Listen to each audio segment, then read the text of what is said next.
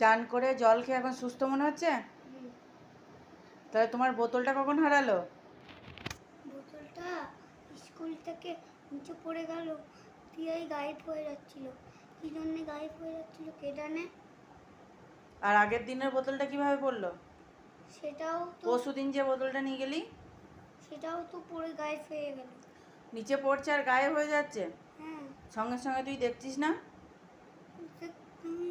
আমি তো দেখছি নিচে পড়ছে, দেখতেই পাওয়া যাচ্ছে না। দিয়ে পাওয়া যাচ্ছে না না, কেন? তা তো আমি জানি না।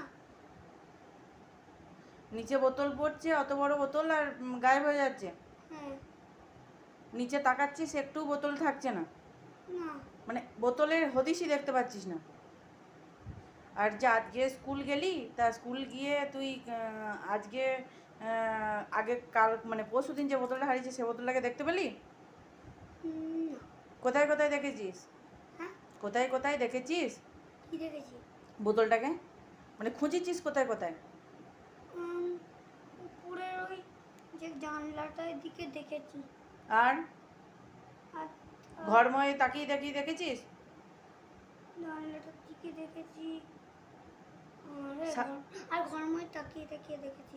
দেখেছিস বোতল ছিল? নিচে দেখেছিস বোতল ছিল কি না? হুম। নিচেতেও বোতল নেই? তাহলে বোতল গায়েব হয়ে গেল? হুম। একটা ছেড়ে দুটো বোতল পরপর দুদিন, মাঝে দিন স্কুল যায়নি তাই? তাহলে তো আবার সেটাও হারিয়ে আসতিস। এভাবে কটা বোতল কিনবো? যখন বোতল হারিয়ে গেল তখন স্যার ম্যামদের বলনি তুমি? বলনি? সেটা তো তোমার বলা উচিত ছিল। স্যার ম্যামরা খুঁজে দেয় না। দেয় না? তুমি বলো তাও দেয় না? স্যার ম্যামরা তখন বলে যে কি বলে? কি বলে জানি না। কি বলে জানো না? তাহলে স্যার ম্যামদের তো বলতে হতো যে আমার বোতলটা এক্ষুনি ছিল, এক্ষুনি হারিয়ে গেল, আমি কোথাও খুঁজে পাচ্ছি না। সেটা তোমাকে বলা উচিত। স্যার ম্যামরা খুঁজে দেয় না। এইটা যেমন বাড়িতে যেমন কি তুমি যেমন বাবা মাকে বলছো, সেরকম তো স্কুলে যখন তখন থাকবে, সেটা তোমার স্যার ম্যামদের দায়িত্ব আর আন্টিদের দায়িত্ব।